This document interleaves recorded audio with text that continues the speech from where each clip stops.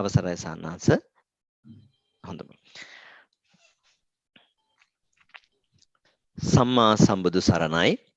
ශ්‍රී බුද්ධ වර්ෂ 2564ක් වූ වෙසක් මස අව දියවක නම් තිතිලත් ශනි දින හෙවත් ව්‍යවහාරික වර්ෂ 2020ක් වූ මැයි මස 9 වන සෙනසුරාදා ශ්‍රී ලංකාවේ වේලාවෙන් සවස 7ක් වූ මේ මොහොතේදී සූම් යෙදවුම හරහා අන්තර්ජාලය ඔස්සේ ඔබ අප සජීවීව එක්රැස්ව සිටිනුයේ පෞරාණික තේරවාදය ත්‍රිපිටක අධ්‍යයන වැඩසටහනේ 3 වෙනි දිගහැරුම සමගයි.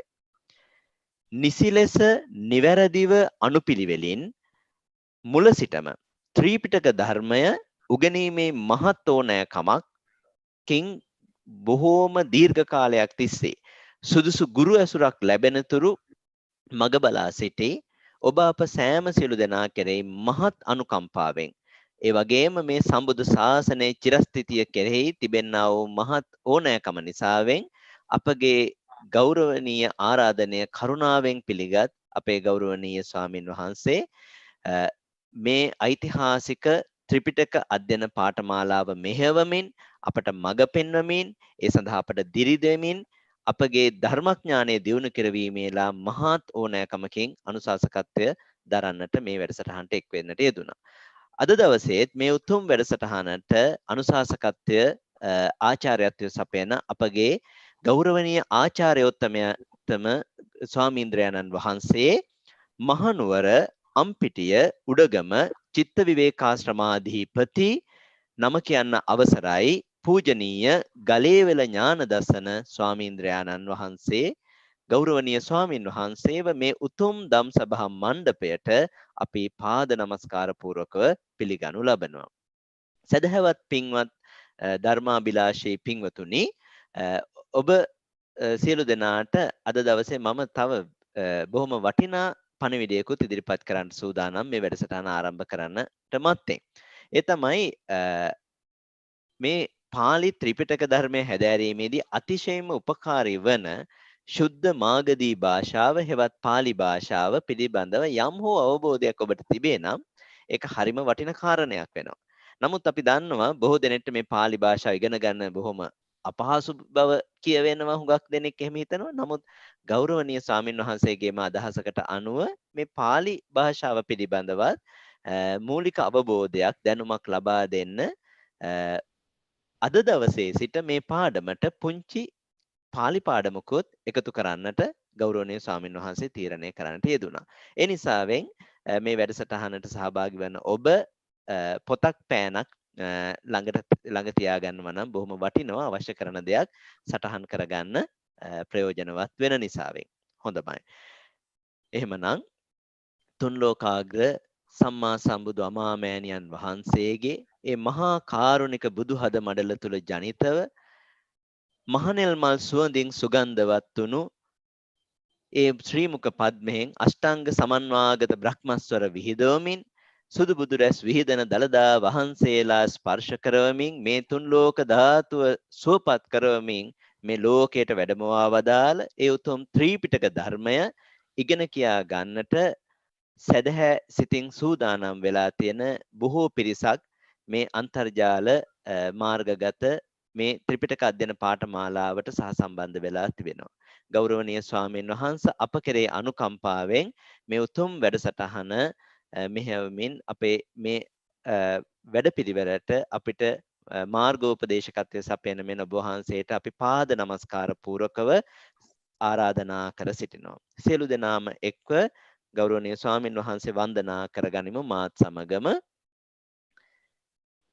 ඕකාස වන්දාමි බන්තේ ඕකාස ద్వාරත්තයේන කතං සබ්බං අච්චයං කමතමේ බන්තේ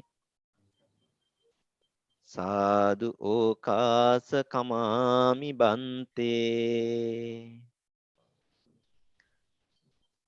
අවසරයි ස්වාමීනි, මේ තුම් ත්‍රිපිටක අධ්‍යයන පාඨමාලාවේ මේ තුන්වෙනි වැඩසටහනත් ආරම්භ කරමින් අපට මේ උතුම් වැඩසටහන තුලින් මේ ලෞතුරා බුදුරජාණන් වහන්සේගේ ධර්මයේ ඉගෙන ගන්න පරිසරය සලසා දෙන මෙන් ගෞරවයෙන් ආරාධනා කර සිටිනවා. අවසරයි සාන්නාස.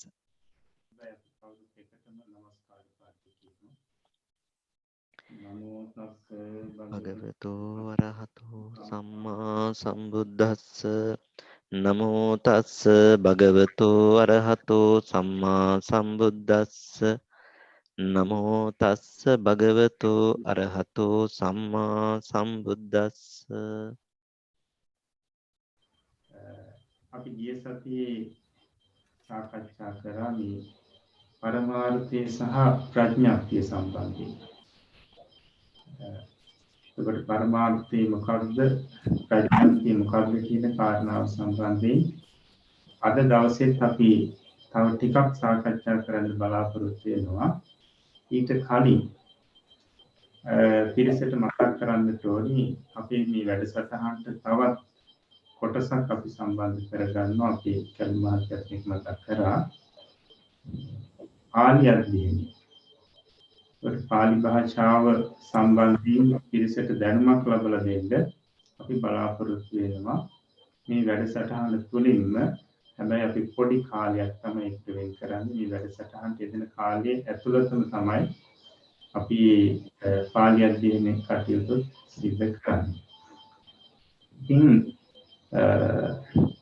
මේ පාලි භාෂාව සම්බන්ධයෙන් බොහෝ දෙනෙක් දන්නවා බුදුරජාණන් වහන්සේගේ මේ ධර්මයේ දේශනා වෙලා තියෙන්නේ පාලි භාෂාවෙන් කියන එක. ඉතින් ඇත්තටම බුදුරජාණන් වහන්සේ ලෝකෙ පහළ වෙන කාලෙ වෙනකොට මේ පාලි භාෂාව කියලා එකක් තිබුණේ නැහැ. නමුත් මාගධී භාෂාව කියලා භාෂාවක් තිබුණා. මාගධී භාෂාව. එතකොට බුදුරජාණන් වහන්සේ මගධේ තමයි කාලයක් මගධ කියන ජනපදයේ තමයි උන්වහන්සේ වැඩ වාසය කරේ. ඉතින් ඒ මගධ වැසියන් කතා කරපු භාෂාවට කියනවා මාගධී භාෂාව කියලා. ඉතින් මේ මාගධී භාෂාව තමයි බුදුරජාණන් වහන්සේ තමන්ගේ ධර්මය දේශනා කරන්නට යොදාගත්තේ. කොට බුදුරජාණන් වහන්සේගේ ධර්මයට කියනවා පාලිය කියලා. බුදුරජාණන් වහන්සේගේ ධර්මයට පාලිය කියලා කියනවා. එතකොට මේ බුදුරජාණන් වහන්සේගේ ධර්මය පාලිය දේශනා කරපු භාෂාවට මේ පාලි භාෂාව කියන නම ලැබුණා.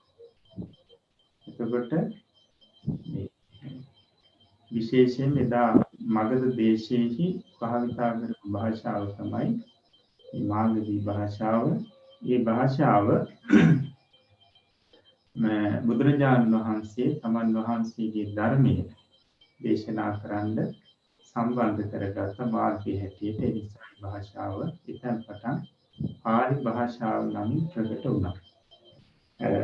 පිරිසට කාටත් ඇහෙනවද මම කියන එක? එනවා සන්නස පැහැදිලිව. හොඳයි. එතකොට බුදුරජාණන් වහන්සේ මේ භාෂාව මගධ භාෂාවම මේ සඳහා උන්වහන්සේගේ ධර්මයේ පාලිය දේශනා කරන්න යොදා ගැනීමට හේතුව මොකක්ද කියන එකත් අපි ටිකක් හිතලා බලනකොට මේ භාෂාවේ තියෙන වැදගත්කම අපිට තේරෙනවා. එතකොට අපේ ධර්ම ග්‍රන්ථවල තියෙනවා මේ භාෂාව සම්බන්ධයෙන් ඒකට කියනවා මේ මාගධී භාෂාවට මූල භාෂාව කියලා. මූල භාෂාව. ඒ කියන්නේ මුල්ම භාෂාව කියන එක. ඒකට මේ මූල භාෂාව නැත්නම් මුල්ම භාෂාව කියන්නේ හේතු මොකක්ද කියන එක මේ ධර්මයේම ග්‍රන්ථවල විස්තර කරලා තියෙනවා. ඒක කියවනකොට පැහැදිලි වෙයි. මේක කියනවා මාතා පිතරෝහි දහර කාලේ කුමාරකේ මංචේවා පීඨේවා නිපජ්ජාපෙත්වා තන්තං කතේ මානා ආනිතානි කිච්ඡානි කරොන්ති. ඒ කියන්නේ මව්පියවරු ඔය දරුවෙක් ඉපදුනාට පස්සේ කුඩා කාලේ ඒ දරුවා ඇඳේ හෝ කුටුවේ හෝ නිදි කරවලා යම් දේවල් කතා කර කර ඒ අයගේ වැඩ කරනවා. එතකොට ධාරකා තේසං තන්තං වහසං වවත්තහතෙන්ති. එතකොට අර දරුවා ඒගොල්ලෝ දෙමව්පියෝ කියන දෙයට අහුම්කම් දෙනවා. ඉමිනා ඉදන් උත්තං ඉමිනා ඉදන් උත්තං. ඒ කියන්නේ මව මෙහෙම කිව්වා පියා මෙහෙම කිව්වා කියලා අර කියන දේ ග්‍රහණය කරගන්නවා. ගච්ඡන්තේ කාලේ සබ්බම්පි භාසං ජානාති. කියන්නේ කාලයක් යනකොට අර දෙමව්පියෝ කතා කරන දේත් මෙයාට හොඳට තේරෙනවා. මෙයා ඒ භාෂාවම කතා කරනවා. දැන් ගොඩක් අපිත් මේ භාෂාව ඉගෙනගෙන තියෙන්නේ සිංහල භාෂාව ගොඩක් ඒ විදිහට. ඊට පස්සේ පැහැදිලි කරනවා මාතා දමිලි පිතා අන්ධකෝ. මව දමිලයි පියා ආන්ධ්‍ර දේශයේ කෙනෙක්.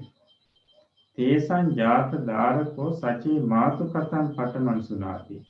මෙන්න මේ දෙන්නට දාව උපන් දරුවා මුලින්ම අහන්නේ මවගේ කතාව නම් ඒ දරුවා කතා කරන්න ගන්නේ දමිළ භාෂාව. එනද භාෂාව.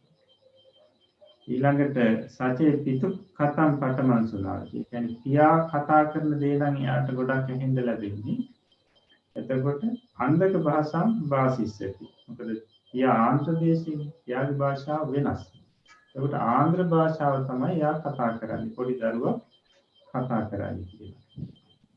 උබින්නම් පිපන කතං අසුනන්තෝ මාගධික භාෂාං භාසිස්සති. මේ දෙන්නගේම කතාව මේ දරුවට ඇහෙන්නේ නැති වුණොත් මේ දරුවා කතා කරන භාෂාව මොකද්ද?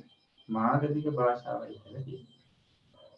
මාගධික භාෂාව තමයි කතා කරන්නේ කියලා. එහෙනම් දැන් තේරෙන්නේ නැති මේ මූල භාෂාව කියන්නේ හේතු මොකක්ද කියලා. මේක තමයි මූලිකම භාෂාව. මාගධික භාෂාව කියන්නේ සියලුම සත්‍යයන්ට මූල භාෂාව. එහෙම නැත්නම් අපි කියනවා ප්‍රකෘති භාෂාව. සංසාරයෙන් එන භාෂාව. එතකොට තව කතාවක් කියනවා යෝපි අගාමිකේ මහා අරඤ්ඤේ නිබ්බත්තෝ. දැන් දරුවෙක් මේ ඊටාම කැලෑබදු ප්‍රදේශයක ඉන්නේ. එයා ඉපදිලා ඒ ප්‍රදේශේ තමයි ඉන්නේ. තත්ත අඤ්ඤෝ කතෙන්තෝ නාම නැති. එතනදී ඒ ප්‍රදේශේ කතා කරන වෙන කෙනෙක් නැහැ මේ දරුවා හැරෙන්න. සෝපි අත්තනෝ ධම්මතාය වචනං සමුත්ථාපෙන්තෝ මාගධික භාෂාමේව භාසිස්සති. එතකොට ඒ දරුවා කතා කරන්න උත්සාහවත් වෙලා කතා කරනකොට මේ මාගධී භාෂාව තමයි කතා කරන්නේ. දැන් අපි කියන පාලි භාෂාව. එතකොට මේ නිරයේ ප්‍රේත ලෝකේ ඒ වගේම දිව්‍ය ලෝක බ්‍රහ්ම ලෝක වල ආදී මේ මාගධී භාෂාව තමයි ප්‍රකට නැත්නම් බොහෝ පිරිසක් කතා කරන්නේ කියලා. එතකොට දැන් අපි මේක පැහැදිලි කරනවා සම්මා සම්බුද්ධෝපි තේපිටකම් බුද්ධ වචන අන්තිං ආරෝපෙන්තෝ මාගධික භාෂායේ ආරෝපේසි. අන්න බුදුරජාණන් වහන්සේ මේ ත්‍රිපිටක බුද්ධ වචනය දේශනා කරන්න මේ මූල භාෂාවම තමයි තෝරගත්තේ. එහෙමනම් ඇත්තටම අපි අර කියන්නේ අපේ ඇඟේ තියෙන භාෂාව තමයි මේ මාගධී භාෂාව නැත්නම් පාලි භාෂාව. අපි වෙන භාෂාවක් ඉගෙන ගත්තාම මේ භාෂාව කතා කරනවා.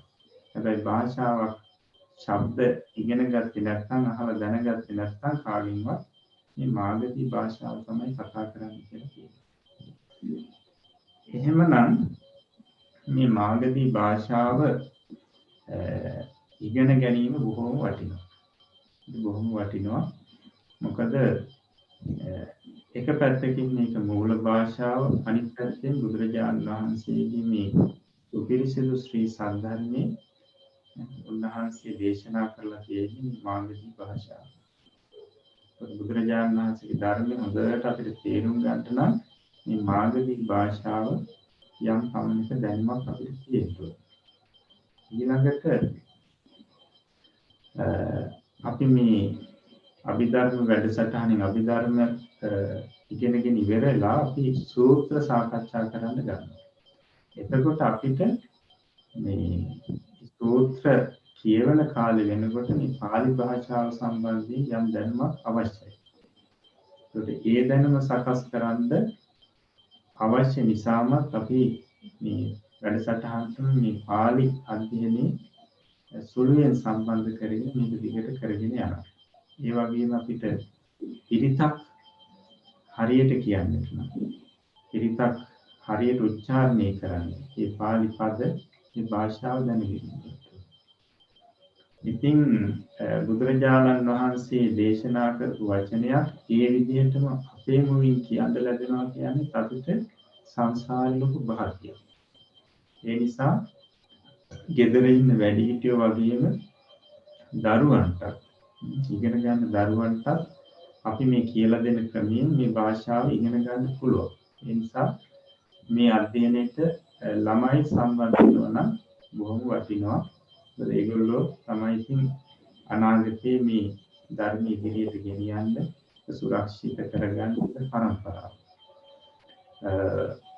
ඉතින් මේ භාෂාව අපේ ලංකාවේ බොහෝ දෙනෙක් ස්වාමීන් වහන්සේලා නම් දන්නවා. ඊ පිරිසක් දන්න පිරිස ඇති. ඒ වගේම ඔය කතා කරන පිරිසුත් ඉන්නවා. අපි ගුරුමේ එක ස්ථානයක් තියෙනවා මහා විහාරය කියලා. ඉතින් ඒකේ ඉන්න ස්වාමීන් වහන්සේලා ඔය පාලි භාෂාවෙන් කතා කරනවා. එතකොට ස්වාමීන් වහන්සේ කෙනෙක් මුණ ගැහුණාම අහනවා කච්චිබන්තේ කමනීයම් කච්චියාපනීයම්. ඒ අහන්නේ ස්වාමීන් වහන්සේට කොහොමද? අපි කෙනෙක් මුණ ගැහුණාම අහන්නේ කොහොමද කියලා. එතකොට අපි උත්තර දෙනවා කමනීයං ආවසෝ යාපනීයං ආවසෝ. එවත්නි අපි මම බොහොම හොඳින් ඉන්නවා. දැන් මේක එනවා අපිට ගිරි මොකද්ද මහා මොග්ගල්ලාන මහා කාශ්‍යප කස්සප තේර බොජ්ජංගවල පිරිත්වලදී මේ අහනවා බුදුරජාණන් වහන්සේ මේ මුගලන් ස්වාමීන් වහන්සේගෙන් ඒ වගේම කාශ්‍යප ස්වාමීන් වහන්සේගෙන් කච්චිතේ මොග්ගල්ලාන කමනීය කච්චියාපනීය. ඒ වගේම ස්වාමීන් වහන්සේලා මුණ ගැහුණාම සක්කානුකෝ බන්ති ඉමස්ස පදස්ස අර්ථ විග්‍රහං කාතු. ඔය විදිහට කතා කරනවා. කියන්නේ ස්වාමීනි මේ පදේ අර්ථය මට පැහැදිලි කරලා දෙන්න පුළුවන්. ඒ බාහිර මේක බොහෝම අර අපේ කනට මිහිරි භාෂාවක් එක පැත්තකින්. ඒ වගේම තමයි මේ භාෂාව හොඳටම උච්චාරණය කරන්න පුළුවන් මේ ශ්‍රී ලංකාවේ පිරිසට. සිංහල කතා කරන සිංහල භාෂාවත් එක්ක බොහොම සමීපයි. සිංහල කතා කරන පිරිසට තමයි මේ පාලි භාෂාව හොඳට උච්චාරණය කරන්න පුළුවන්. ඉතින් ඒ නිසා මේ බුදුරජාණන් වහන්සේ අපේ මේ ශ්‍රී ලංකා දීපේ බුද්ධ ශාසනය අවුරුදු 5000ක් පවතිනවා කියන එක දැක්කා. ඉතින් විශේෂයෙන්ම මේ උන්වහන්සේ දේශනා කරපු මේ ධර්මයේ දේශනා කරපු භාෂාවත් හොඳට හසුරවන්න පුළුවන් ශ්‍රී ලාංකිකයන්ට කියන එක උන්වහන්සේ දකින්න ලැබුණා. ඉතින් ඒ නිසා අපි පුනන්දුයෙන් යුතුව භාෂාව ඉගෙන ගන්නවා නම් බොහොම වටිනවා. බුදුරජාණන් වහන්සේ දේශනා කරපු ධර්මයේ අර්ථය අපිට හොඳට උකහා ගන්න පුළුවන්. ඒ නිසා අපි සාමාන්‍ය පොඩි දරුවෙකුට උනත් ග්‍රහණය කරගන්න පුළුවන් ක්‍රමයකට තමයි මේ පාලි භාෂාව උගන්වන්න බලාපොරොත්තු වෙන්නේ. ඒ නිසා හැම දිනකටම අපි ආරාධනා කරනවා මේ පාලි භාෂාව ඉගෙන ගැනීමත් බොහෝම උනන්දුවෙන් යුතුව ධර්මයේ ඉගෙන ගන්නවා හා සමානව බොහෝම උනන්දුවෙන් යුතුව සෑම සිළු දෙනාම ඉගෙන ගැනීම සඳහා උත්සාහවත් වෙත්වා කියලා අපි ආරාධනා කරනවා. හොඳයි. අපි එහෙමනම් මේ පාලි ඒ භාෂාව ඉගෙනීම කියන එක අපි මේ වැඩසටහනේ අවසාන විනාඩි 5 වගේ තමයි කරන්නේ. හැමදාම මේ විදිහටයි අපි කරන්නේ. අද මේ පැහැදිලි කිරීම සිද්ධ කරන නිසා තමයි මුලින් කරුණු කීපයක් මතක් කරේ. හොඳයි. දැන් අපි අපේ අභිධර්ම පාඩමට නැවත සම්බන්ධ වෙමු. එතකොට එදා අපි කතා කරා මේ පරමාර්ථය සහ ප්‍රඥප්තිය සම්බන්ධයි. එතකොට මේක පැහැදිලි කරා බුදුරජාණන් වහන්සේගේ මේ අභිධර්ම දේශනාව කියලා කියන්නේ පරමාර්ථ දේශනාවක්. පරමාර්ථය ගැන තමයි පැහැදිලි කරන්නේ. එතකොට මේ පරමාර්ථය කියන්නේ මොකක්ද කියන එක පැහැදිලි කරා කොහොමද? දැන් අපි යමක් දැකලා යම් දේවල් අහලා යමක් කියවලා ඒ තුලින් හිතට දැනෙන දේට අපි කියව අර්ථය කියලා.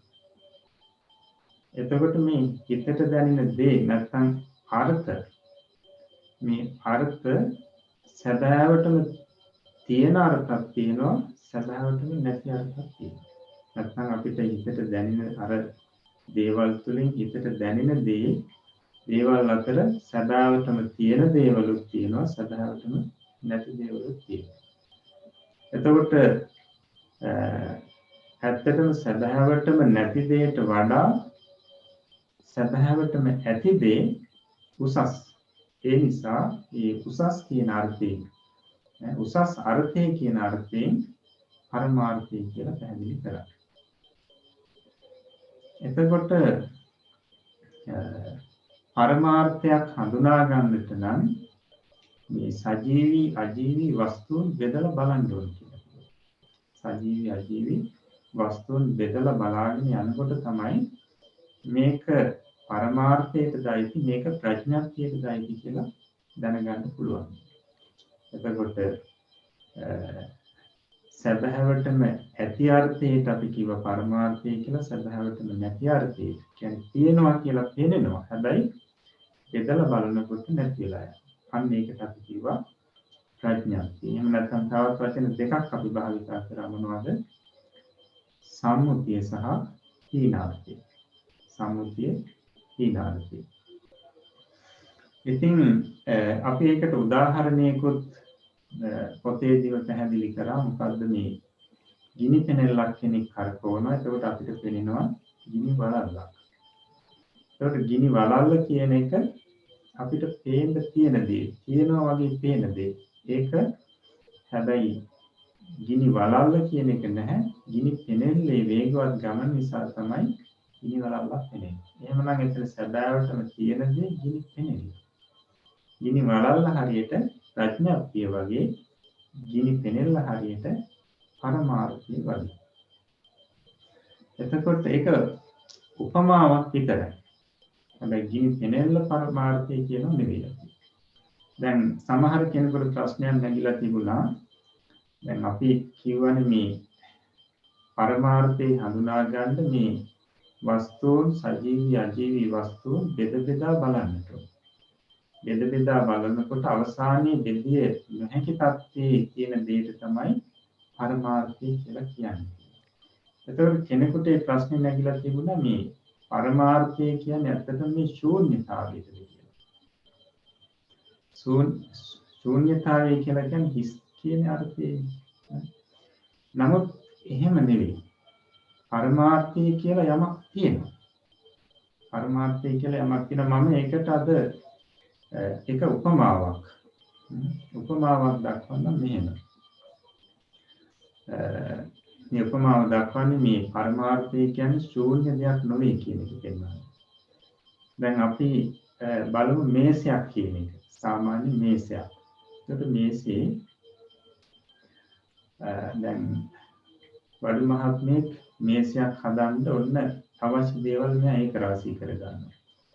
එතකොට අර කකුල් හතරට අපි දන්නවා දෙකේ ලී කියලා තියෙනවා. ඒකට අඩි 2ක් උස දෙකේ ලී හතරක් මෙයා වෙනම සකස් කරගන්නවා. ඊළඟට මේ කකුල් හතර සම්බන්ධ කරන්නට රීප් අඩි 3ක් දිග රීප් දෙකකුත් ඒ වගේම අඩි 1.5ක් දිග රීප් දෙකකුත් සකස් කරගන්නවා. ඊළඟට මේකේ උඩ තට්ටුවට අඩි 4ක් දිග අඟල් 6ක් පළල ලෑලි 4ක් සූදානම් කරගන්නවා. ඊළඟට ඇන 24ක් සූදානම් කරගන්නවා. එතකොට දැන් මේ ඊළඟට මේ ලෑලි හතර සම්බන්ධ කරන්න තවත් අඩි 1.5ක් දිග ටීප් දෙකක් සකස් කරගන්න. දැන් ඒක ඔක්කොම මොනවද තියෙන්නේ? ලෑලි මේවා වගේ අඩි 4ක් දිග අඟල් 6ක් පළල ලෑලි 4ක් තියෙනවා. ඊට පස්සේ රීප් අඩි 3ක් දිග රීප් දෙකක් තියෙනවා. අඩි 1.5 රීප් 4ක් තියෙනවා. ඊළඟට දෙකේ ලී 4ක් තියෙනවා. අඩි 2ක් උසයි. ඊළඟට ඇන 24ක් තියෙනවා. දැන් එතකොට මේ වඩු මහත්මයා දැන් මේ ඇඳ මේ මේසෙ හදනවා. ඒක කොහොමද කරන්නේ? ඉස්සල්ලාම අර කකුල් හතර ගත්තේ ලී ටික එකට සම්බන්ධ කරනවා. සම්බන්ධ කරන්නේ කොහොමද? දෙකක් අර අඩි 3ක් දිග රීප්යෙන් ඒ කණු දෙකේ මුදුනට සම්බන්ධ කරනවා. ඊට පස්සේ අනිත් දෙකේ මුදුනටත් ඒ විදිහට සම්බන්ධ කරලා ඊට පස්සේ මේ දෙක අඩි 1.5ක් දිග රීප් දෙකෙන් සම්බන්ධ කරනවා. දැන් ඒතකොට කකුල් හතර සම්බන්ධ වෙලයි තියෙන්නේ. එතකොට දැන් බලාගෙන ඉන්න කෙනෙකුට ඔන්න අදහසක් එනවා. දැන් දෙකේ ලී කියලා ඉස්සල්ලා අදහස තිබුණේ දැන් අදහස එන්නේ කකුල් හතරක් තියෙනවා කියලා. දැන් හැඟීමක් එනවා. කකුල් හතරක්. දැන් කකුල් හතරේ උඩින් සම්බන්ධ කරලා තියෙන වටේට. ඊළඟට මොකද කරන්නේ? අර ලෑලි හතර එකට සම්බන්ධ කරනවා අර අඩි 1.5ක් දිග රීප් දෙකකින්. එතකොට අපි සාමාන්‍යයෙන් අර එක කකුලක් මේ දෙපැත්තෙන් සම්බන්ධ වෙන රීප් දෙකට සම්බන්ධ වෙනකොට ඇන 4 යොදනවා. එතකොට මුළු හතරට ඇන 4 යෙදෙනකොට ඇන 16ක් එනවා. ඇන 16ක් දැන් කම්බි ඇන 16ක් සම්බන්ධ කරා. ඊළඟට අර ලෑලි හතර අඟල් 1.5ක් දිග රීප්යෙන් සම්බන්ධ කරනකොට ඒක එක ලෑල්ලකට එක ඇනේ ගානේ මේ මෙහා පැත්තේ රීප්ට යන 4යි එහා පැත්තේ රීප්ෙන් යන 4කින් සම්බන්ධ කරනවා. දැන් ඒකට යන කීයක් ගියාද ඔක්කොම 24ක්. ඊට පස්සේ මොකද කරන්නේ? අර මේ ලෑලි තට්ටුව අර කකුල් හතර උඩින් තියෙනවා. ඒ සැකිල්ල උඩින් තියෙනවා. එතකොට දැන් මේ තිබ්බට පස්සේ දැන් බලන කෙනෙකුට දැන් අදහසක් එනවා, හැඟීමක් එනවා මේසයක්. මේසයක් කියලා හැඟීමක් එනවා. එතකොට දැන් අපිට හැකි පමණින් අපේ බෙදීමට අනුව අපි දැන් බෙදලා බලන්න ඕනේ ඇත්තටම මේකේ මේ මේසයක් කියන ස්වરૂපයක් තියෙනවා කියලා. මොකද දැන් අපි S2කින් දකිනවා අර වඩු මහත්මයා හදපු දේ. ඒ දකිනකොටම අපිට ඔන්න හිතට අර්ථයක් එනවා මේසෙයි කියලා. නැත්නම් හිතට දැනීමක් එනවා මේසෙයි කියලා. දැන් එතකොට මේක බෙදලා බලනකොට අපිට පැහැදිලි වෙන්න ඕනේ මෙතන මේසයක් කියන ඒ අර්ථය සත්‍ය වශයෙන්ම තියෙන එකක්ද නැත්නම් නැති එකක්ද. දැන් මේ වඩු මහත්මයා මොකද කරන්නේ? අර උඩින් තියපු ලෑලි තට්ටුව නැවත බිමින් තියෙනවා. දැන් මොකද වෙන්නේ? බලාගෙන ඉන්න අපිට මේසේ කියන අදහස ඒ අර්ථය ඇත්තටම නැති වෙලා යනවා. අන්න මේසේ කියන අර්ථය නැති වෙනවා. දැන් අපිට මොකක්ද වෙන්නේ? කකුල් හතරයි ලෑලි තට්ටුවයි.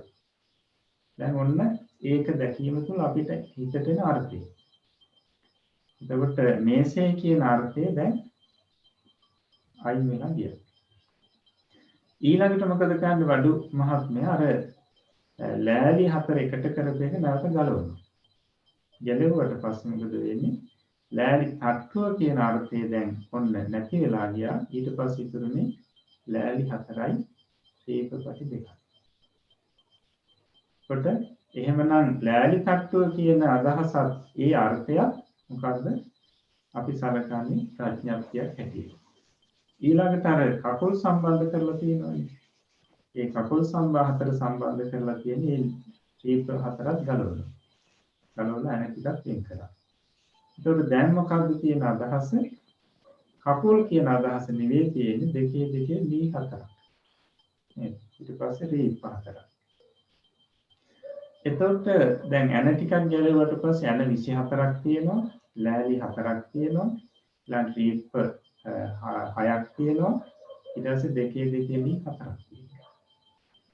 දැන් එතකොට අපිට මේසේ කියන අදහසක් නැහැ, ලෑලි තට්ටුව කියන අදහසක් නැහැ, කකුල් හතර කියන අදහසක් නැහැ. දැන් තියෙන්නේ මොකද්ද?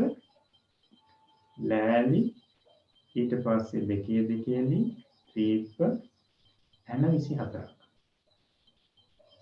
එතකොට දැන් ඇත්තටම මේසේ කියලා අපිට අදහස ආවට මේසයක් කියන එකක් සැබෑවටම නැහැ.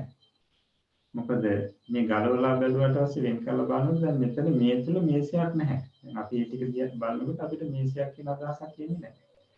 ඊළඟට ලෑලි තට්ටුවක් කියන අදහසක් එන්නේ නැහැ. ඊළඟට කකුල් හතරක් කියන අදහසක් එන්නේ නැහැ. දැන් අපිට මොකක්ද අදහස එන්නේ?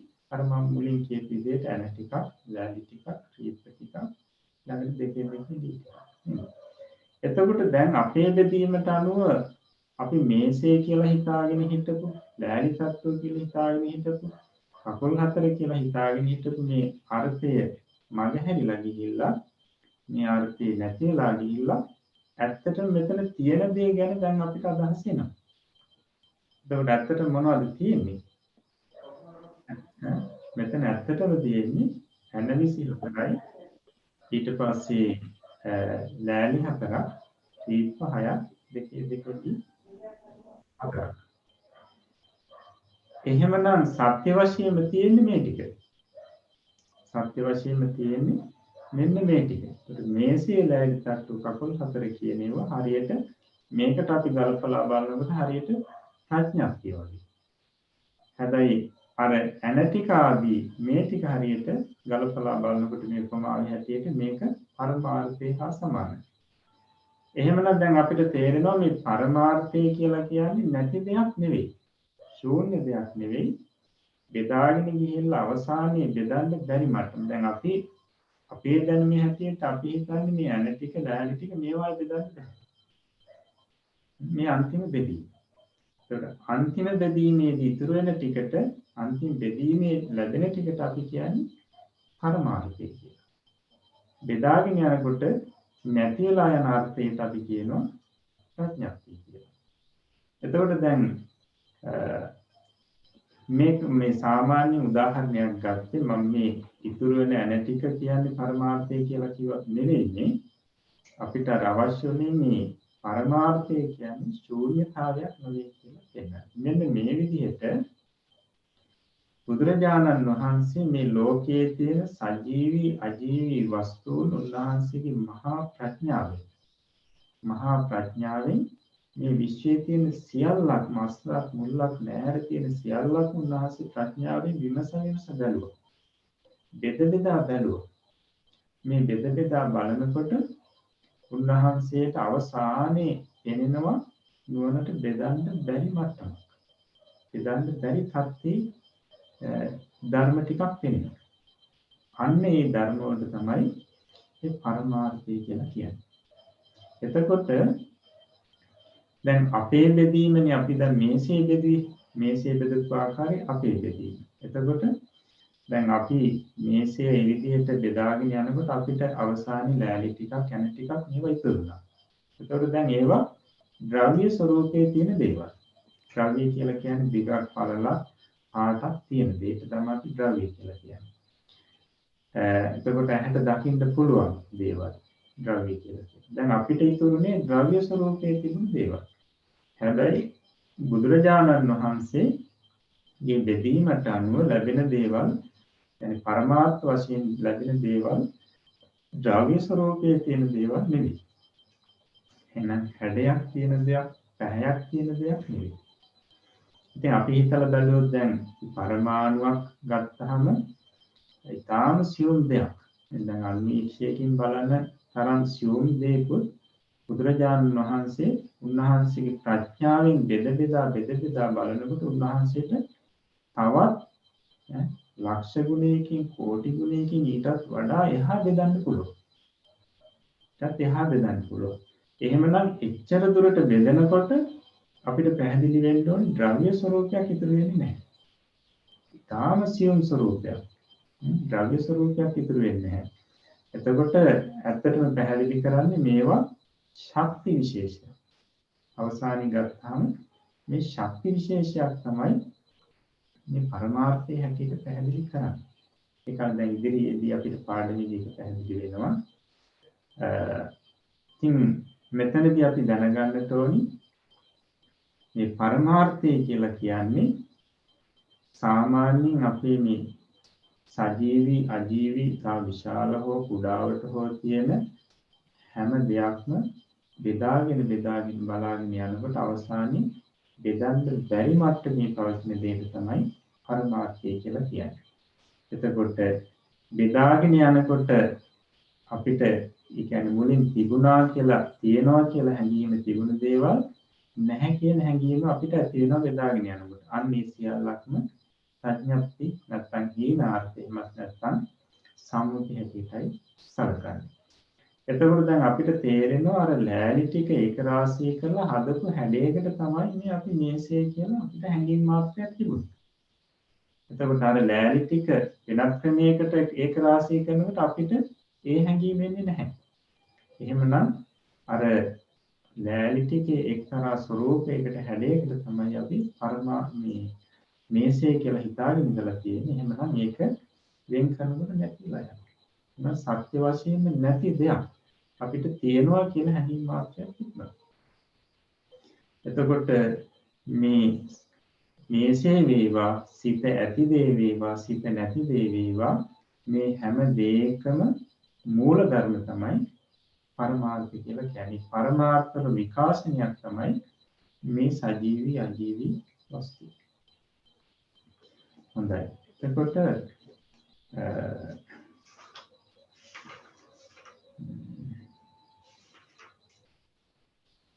ඉතින් නැවත නැවතත් අපිට මතක් කරන්න තියෙන්නේ බුදුරජාණන් වහන්සේගේ මහා ප්‍රඥාවෙන් යුතුව මේ සියලුම සජීවී අජීවී වස්තුවල මූල ස්වરૂපය උන්වහන්සේ මනාවම අවබෝධ කරගත්තා.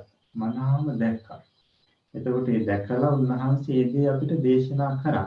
මේ හැම දෙයකම තියෙන මූල ස්වરૂපේ පරමාර්ථ මෙන්න මේවයි කියලා. එහෙනම් අපිට අද අපි භෞතික උපකරණයකින් කිසිම දෙයකින් ඒ ස්වરૂපේ දකින්න බෑ. ඒ ස්වરૂපේ දකින්න බෑ. නම් බුදුරජාණන් වහන්සේ කෙරෙහි ශ්‍රද්ධාව පිහිටුවාගෙන මේ බුදුරජාණන් වහන්සේ දේශනා කරපු දේ අපි මේ බොහෝම ශ්‍රද්ධාවෙන් පිළිගැනීමෙන් තමයි අපිට මේ පරමාර්ථය නැත්නම් මේ අභිධර්ම දේශනාව ඉගෙන ගන්න පුළුවන් වෙන්නේ. හොඳයි. එතකොට ඊළඟට අපිට තියෙන්නේ පරමාර්ථ සතර. පරමාර්ථ සතර කියන පාඩමයි. එතකොට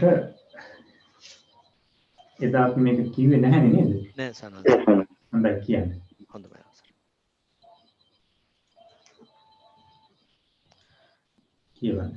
හොඳයි අවසර. තුන්වෙනි පාඩම පරමාර්ථ සතර. සත්වයන් සහිත වූ මේ ලෝකයේ ඊතා සියුම් ලෙස විභාග කළාම අන්තිමටම ලැබෙන ඊ타ම සියුම් ස්වභාවයෝ පරමාර්ථ ධර්මයෝය. ලෝකයට අයත් සියල්ලේම මූලික ධර්මයෝ පරමාර්ථයෝය. ඒවා ගල් කැට මැටි කැට ආදිය බඳු ද්‍රව්‍යයන් නොව බලවේගයෝය. එබැවින් දිග් බව, කෙටි බව, කුඩා බව, මහත් බව, වට බව, සතරැස් බව ආදී සටහන් ඒවාට නැත්තේය. චිත්තය, චෛතසිකය, රූපය, නිර්වාණයයි කොටින් කියන කල්හි පරමාර්ථ සතරකි. චිත්තය පරමාර්ථ සතර අතරින් චිත්තය යනු දැනීමය. සිතය කියන්නේද එයටය. ඇස, කන, නාසය, දිව, කය යන මේ ඉන්ද්‍රිය පස නිසාත් ශුද්ධ මනෝද්වාරය නිසාත් ඒ දැනීම ඇතිවේ.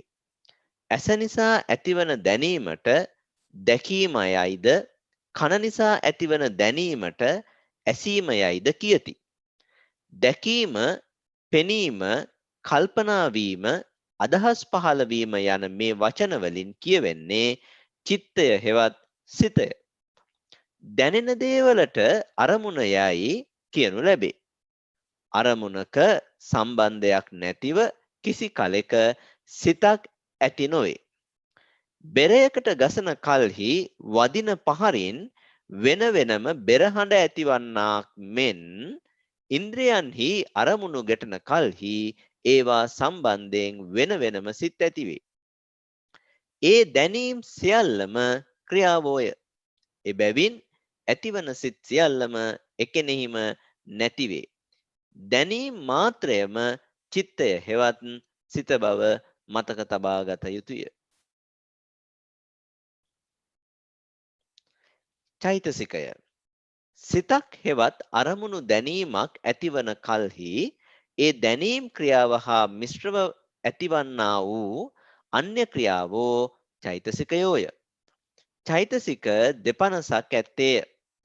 සිත සමග එකට ඉපදීමය, එකට නැතිවීමය, සිතින් ගන්නා අරමුණු ගැනීමය, සිතට නිශ්චය වූ වස්තුවම නිශ්චය කර ගැනීමය යන මේ කරුණු සතර චෛතසිකයන්ගේ සාමාන්‍ය ලක්ෂණයෝය. සිතින් වෙන්ව කිසි කලෙක චෛතසිකයෝ නූපදිති. සිතක් නැතිව ඉපදිය හැකි ශක්තියක් ඒවාට ඇත්තේද නැත. සම්පූර්ණයෙන්ම චෛතසිකයන්ගෙන් තොරව ඉපදීමේ ශක්තියක් සිතටද නැත. එහෙත් සිත සමහර චෛතසිකයන්ගෙන් තොරවද උපදී. එක් සිතක් සියලුම චෛතසිකයන් සමග උපදින්නේද නැත. රූපය සත්ව ශරීර හා බාහිර වස්තුන් සෑදී ඇති මූලික ධර්ම රාශිය රූපයෝය. රූප 28ක් ඇත්තේය. එයින් ඇසට පෙනෙන්නේ වර්ණ ධාතුව නැමැති එක් රූපයක් පමණකි. ඉතිරි සත් 20 ඇසට පෙනෙන රූප නොවේ. රූප යන වචනේ තේරුම ශීතෝෂ්ණාදී විරුද්ධ දෙය හා එක්වීමෙන් විකාරයට පැමිණෙන දෙය යනුයි. චිත්ත චෛතසිකයන් ඊතා සියුම් බැවින් ශීතෝෂ්ණාදිය හා ඒවායේ ගැටීමක් සිදු නොවේ. නිර්වාණය රාගාදී කෙලෙස් ගිනිවලින් හා ජාති ජරා ව්‍යාධි මරණ ආදී දුක් ගිනිවලින් තොර වූ ශාන්ත සුඛ ස්වභාවය නිර්වාණය. චිත්ත චෛතසික රූප පරමාර්ථයෝ ඒ ධර්මය ඇති කිරීමට නිසි හේතුන් එක් රැස් වීමෙන්ම ඇතිවන ධර්මයෝය. ප්‍රත්‍යයෙන් ඇති කරන බැවින් ඒවාට සංකත ධර්මයෝ යයි කියනු ලැබේ. සංකත ධර්මයෝ ඇතිවීමෙන් පසු මොහොතකදු නොපැවති බිඳෙන්නෝය. එබැවින් ඒවා අනිත්‍ය ධර්මයෝය. නිර්වාණ ධාතුව යම්කිසි හේතුවකින් හටගැන්වීමක් නැතිවම ඇතිවන ධර්මයකි. එබැවින් එයට අසංකත ධාතුව යයි කියනු ලැබේ. එය කවදාවත් නැති නොවන සෑම කල්හිම පවත්නා ධර්මයකි. එය ඊතා ගැඹුරු ධර්මයකි. මහත් වූ වීරයකින්ම ප්‍රත්‍යක්ෂ කරගත හැකි ධර්මයකි. ලෝකෝත්තර මාර්ගය වඩා එය ප්‍රත්‍යක්ෂ කර ගැනීමෙන් ආර්යයෝ සසර දුකෙන් මිදිති. බුද්ධාගමට අනුව පිළිවෙත් පිරීමෙන් බලාපොරොත්තු විය යුතු උසස්ම දෙය ඒ නිර්වාණයය.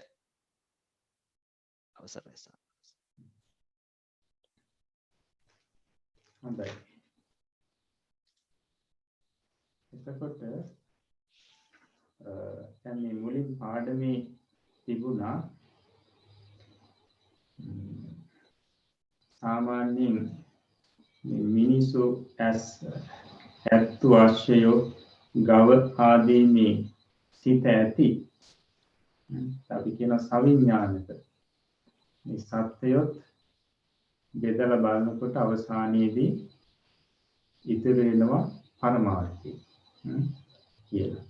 එතකොට දැන් සමහරලාට කෙනෙකුට ප්‍රශ්නයක් එන්න පුළුවන් මේ සත්‍යයොත් එහෙම බෙදා බලන්න පුළුවන්. එහෙමත් නැත්නම් ඇත්තටම සත්‍යයන්ගේ මොකක්ද අවසානයේදී පරමාර්ථ ස්වરૂපයෙන් ලැබෙන්නේ.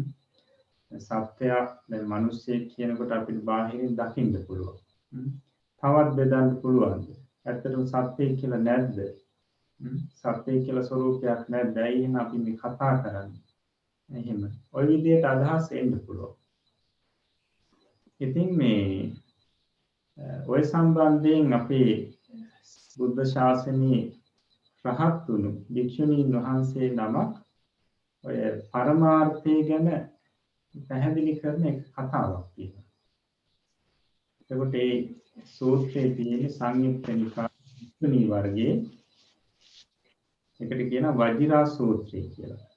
වජිරා සූත්‍රය. ඉතින් මේ වජිරා භික්ෂුණීන් වහන්සේ පින්ඩපාතේ වැඩම කරලා උදේ දානි වළඳලා ඊට පස්සේ දහවල් කාලේ යනවා අන්ද වනයේට දහවල් කාලේ ටිකක් විවේකයෙන් ඉන්න. එතකොට මේ භික්ෂුණීන් වහන්සේ ගහක් මුලකට ගිහිල්ලා හිත එකඟ කරගෙන මේ ගහ මුල වැඩ ඉන්නවා.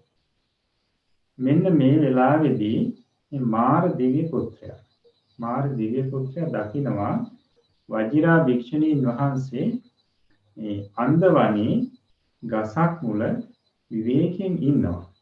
හිත එකඟ කරගෙන ඉන්නවා. ඉතින් හිතනවා විපිලිසර භාවය ඇති කරන්න ඕනි මං ගිහිල්ලා. සමාධියෙන් නිරපන්න ඕනි.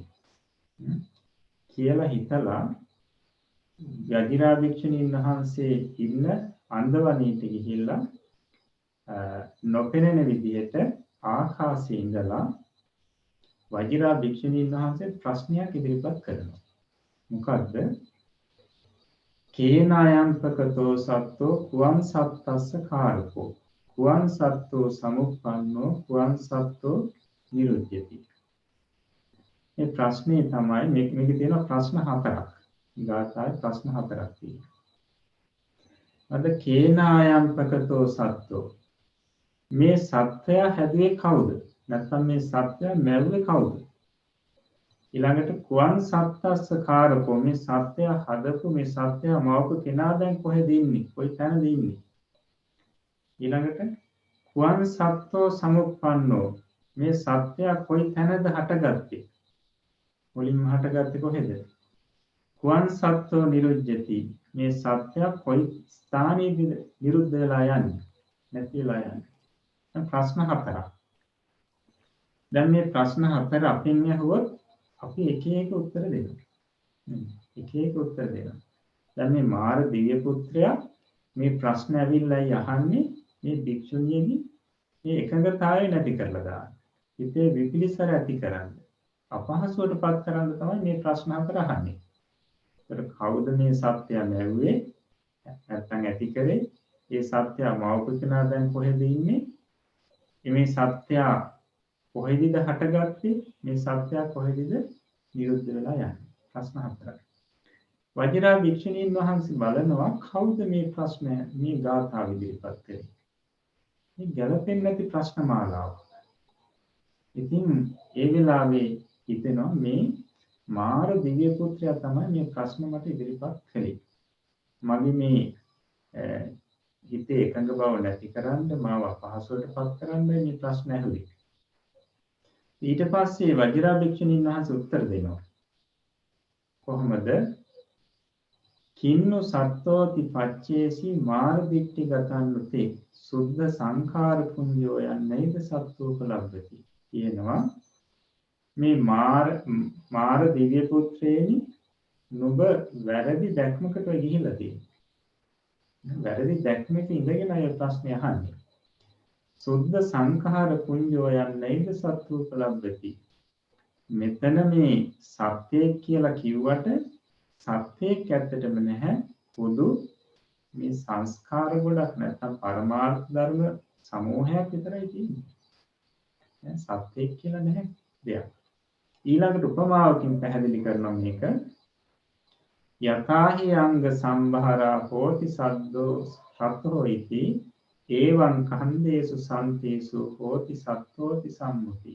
මාර දිව්‍ය පුත්‍රය අවයව ගණනාවක් නැත්නම් අවයව සමූහයක ඒක රාශීත්වයකට අපි කියනවා රථයක් කියලාද වාහනයක් කියලා කියනවා. අන්න ඒ වගේම ඛණ්ඩේසු සම්පේසු මේ ස්කන්ධයන් ඒක රාශීත්වයකට අපි අද සත්‍යය කියලා නිකන් මේ ප්‍රඥාප්තියක් විතරක් දාගෙන තියෙනවා. බලන්න අර ප්‍රශ්න හතරටම එක උත්තරයක් දුන්නා. සත්‍යය ගැන ඇහුවේ ප්‍රකාශ කරේ මොකද්ද? එහෙම සත්‍යය කියලා ඇත්තටම දෙයක් නැහැ. මේ සත්‍යය කියලා කියන්නේ මේ පරමාර්ථ ධර්මවල ඒක රාශීත්වයක් විතරයි. ඉතින් ඊට පස්සේ මේ මාරදේවිය පුත්‍රයා බොහෝකටපත් වෙලා මෙතනින් යනවා කියලා පැහැදිලි කරනවා. ඒකට බලන්න මේ වජිරා භික්ෂුණීන් වහන්සේ කියන්නේ රහත් භික්ෂුණීන් වහන්සේ නම. මේ භික්ෂුණීන් වහන්සේ හරියටම මේ ප්‍රඥාප්තියෙන් අහනකොට මේ නැති දෙයක් ගැන අහනකොට ඇත්තටම සත්‍ය වශයෙන් තියෙන්නේ මොකද්ද කියලා පැහැදිලි කරලා දුන්නා. ඉතින් මේ අභිධර්මයේ අපි ඉදිරියට හදාගෙන ඉන්නකොටත් අපිට මේ ඇත්තටම ඇති දේ මොකක්ද හැම දෙයකම කියන්නේ හොඳට පැහැදිලි කරගන්න පුළුවන් මේ ධර්මයේ ඉගෙන ගැනීම තුළින්. හොඳයි අපි පාඩමට යනකොට එතකොට පරමාර්ථ සතර කියන මේ පාඩමේදී මාතෘකාව යටතේ තියෙන පාඩමේදී පැහැදිලි කරනවා සත්‍යයන් සහිත මේ ලෝකේ ඉතා සියුම් ලෙස විභාග කළාම අන්තිමේටම ලැබෙන ඉතාම සියුම් ස්වභාවයේ පරමාර්ථ ධර්මය. ඒකට සත්‍යයන් සහිත මේ ලෝකයේ තියෙන සෑම දෙයක් ඉතාම සියුම් බෙද බෙදා බලනකොට අවසානයේදී ලැබෙන දේ නොබෙදිය හැකි දේ තමයි පරමාර්ථ කියලා කියන්නේ. එතකොට ලෝකයට අයිති මේ සියලුම දේ මූල ස්වરૂප පරමාර්ථයි. එතකොට ඒවා මේ ගල් කැට මැටි කැට පස් වගේ දේවල් ද්‍රව්‍ය ස්වરૂපයේ තියෙන දේවල් නෙවෙයි. එතකොට කියනවා බලවේග. يعني ශක්තිය. මොකද මම මුලින්ම පැහැදිලි කරා පරමාණුව කියන එකත් තව ලක්ෂ ගුණයකින් කෝටි ගුණයකින් එහාට බෙදාගෙන යනකොට අපිට ওই ද්‍රව්‍ය කියන ස්වરૂපයක දෙයක් ඉතුරු වෙන්නේ නැහැ. එතකොට මේ පරමාර්ථ කියලා කියන්නේ බල වේග නැත්නම් ශක්තිය.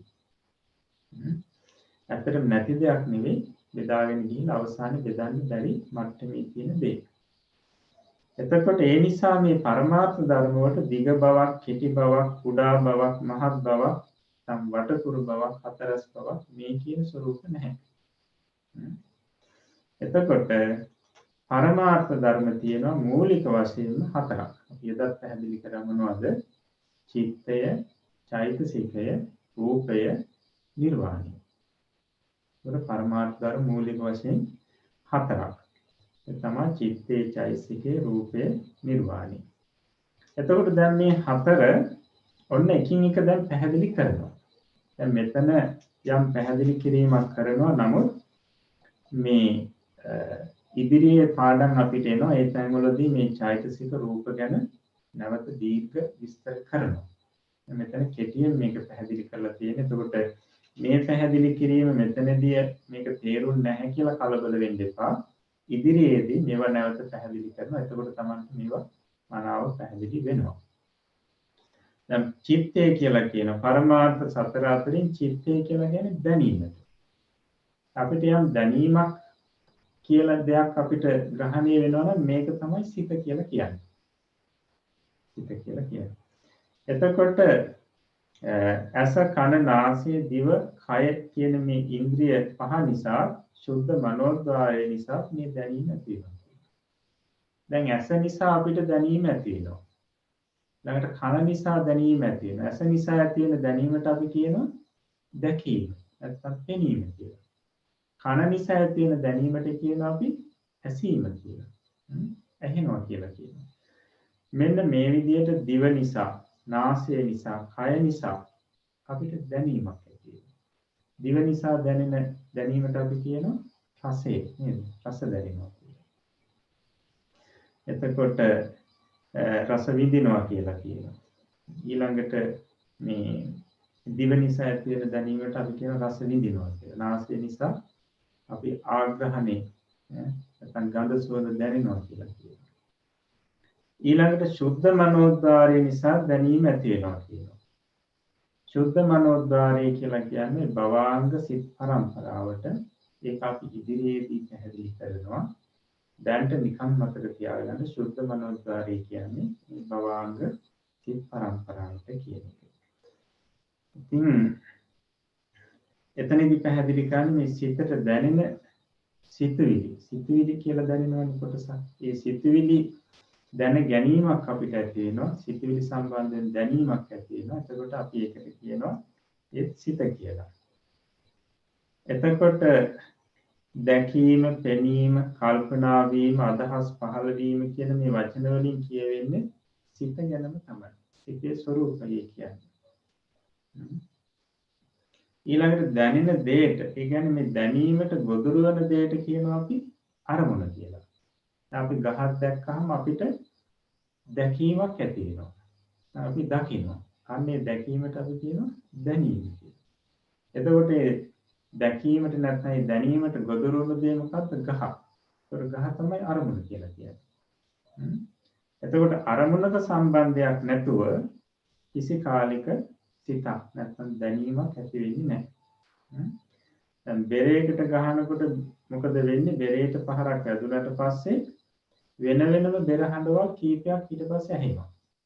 අන්න ඒ වගේ මේ ඉන්ද්‍රියවල මේ ඇස කන නාස ආදීට මේ අරමුණක් ගොදුරු වෙනකොට ඒ අරමුණ දැනීම වශයෙන් සිත් ගණනාවක් ඇති වෙනවා. දැන් දැනීම් ගණනාවක් පහළ වෙනවා. ඒ දැනීම් සියල්ලටම අපි සියල්ලම ක්‍රියා හැටියටයි අපි සැලකන්නේ. දැනීම ක්‍රියාවක්. එබැවින් ඇතිවන සිත් සියල්ලම එකිනෙහිම නැති වේ. දැනීම් මාත්‍රයේම චිත්තේ හේවත් සිත බව මතක තබා ගත යුතුය. ඒ නිසා පැහැදිලි කරනවා මේ ඇතිවන දැනීම් මොහොතක් පාසා නැති වෙලා යනවා. එකිනෙහිම නැති වෙනවා. අලුත් දැනීම් ඇති වෙනවා. මේක තමයි සිතේ ස්වરૂපය. සිත කියන්නේ දැනීම. දැනීම කියන එක දිගට තියෙන එකක් නෙවෙයි. ඒ මොහොතේ ඇති වුණා ඊළඟට නැති වෙනවා. නැවතයි දැනීම ඇති වෙනවා ආය නැති වෙනවා. මේ විදිහට දිගින් දිගට මේ දැනීම ඇති වෙමින් නැති වෙමින් පවතිනවා. එතකොට මෙතනදී මේ චිත්තය කියන එකෙන් අපිට දැනට දැනගන්න ඕනේ මොකද්ද? චිත්තය කියලා කියන්නේ දැනීම් මාත්‍රය. දැන් මේ ඡේදේ ගොඩක් විස්තර කිව්වා. මේ විස්තර කියේවා ගොඩක් නොතේරුණාට මෙතනදී තාම ප්‍රශ්නයක් නැහැ. මෙතන තේරුම් ගන්න ඕනේ, Tamanට තේරෙන්න ඕනේ සිත කියලා කියන්නේ දැනීමටයි කියන්නේ.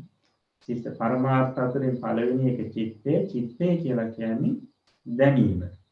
එහෙම නැත්නම් අපි තවත් වචන වලින් කියනවා දැකීම, පෙනීම, කල්පනා වීම, අදහස් පහළ වීම. මේ හැම එකකින්ම කියන්නේ මේ දැනීම කියන එක.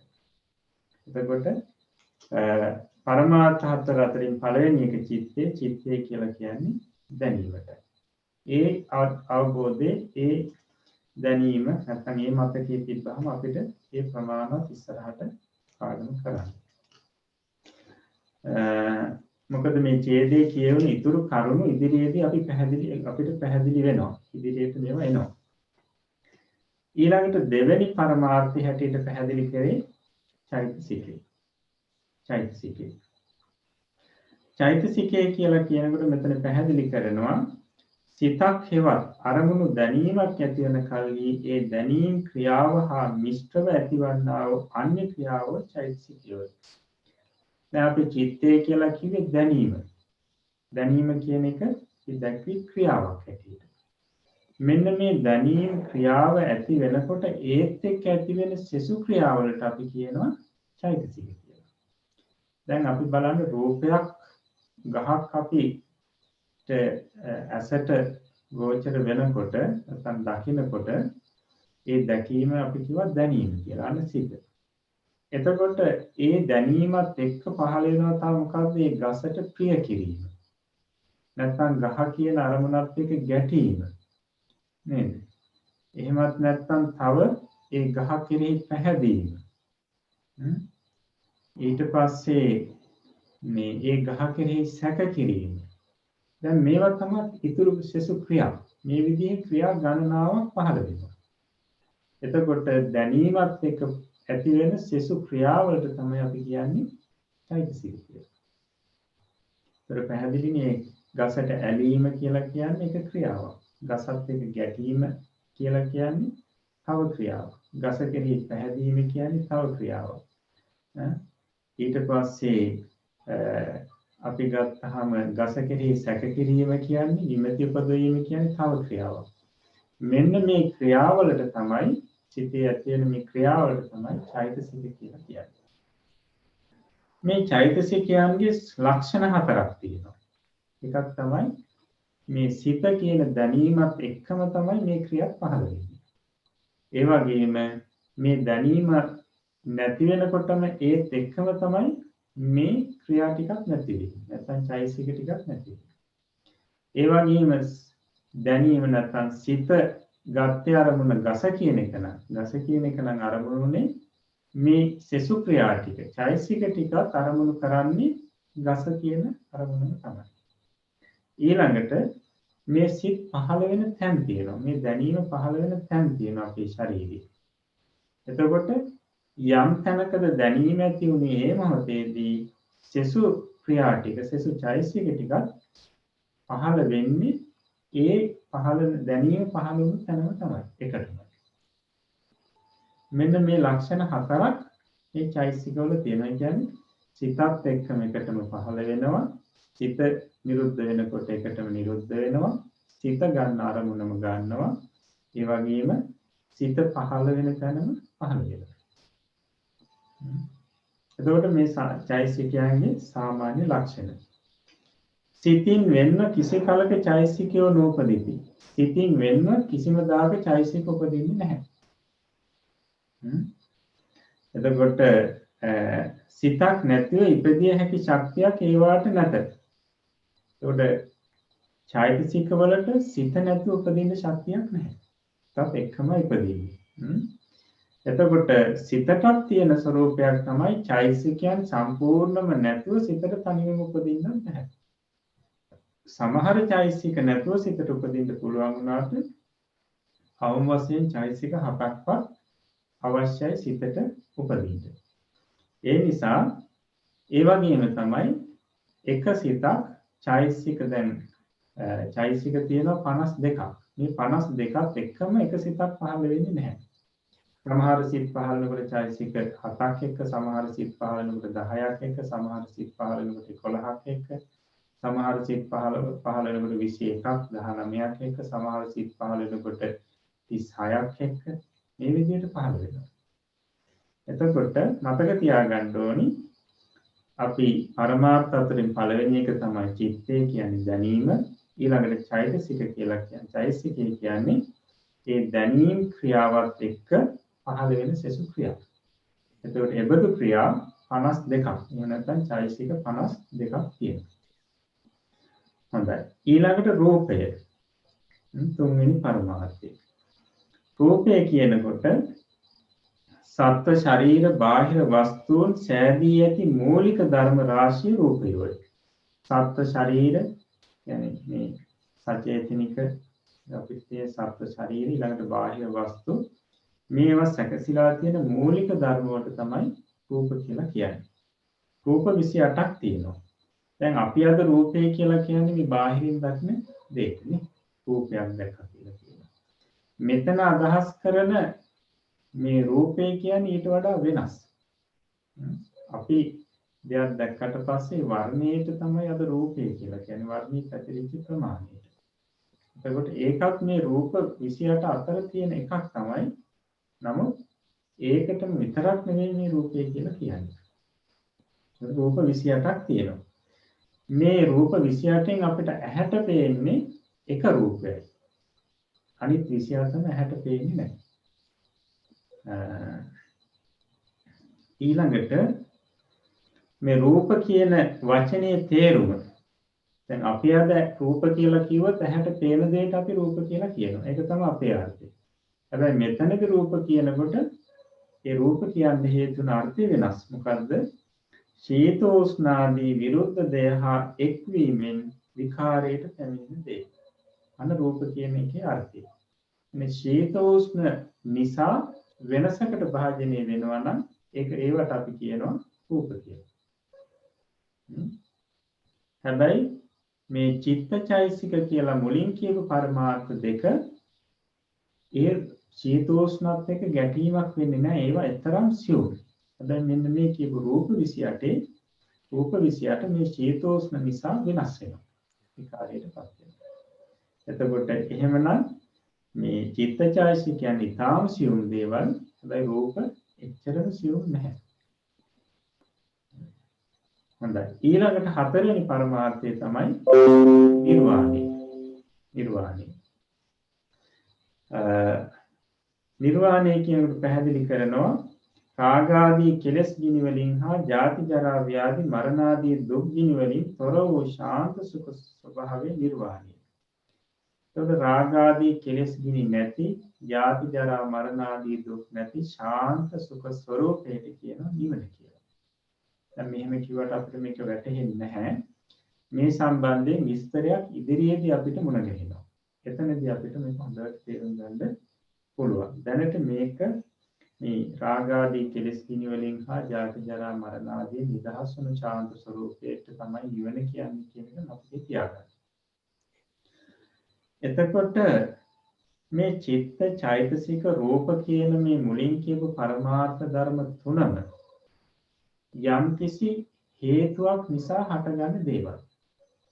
කියන්නේ යම්කිසි හේතු ප්‍රත්‍යයෙන් හටගන්න දේවල්. යම්කිසි දෙයක උපකාරයකින් හටගන්න දේවල්.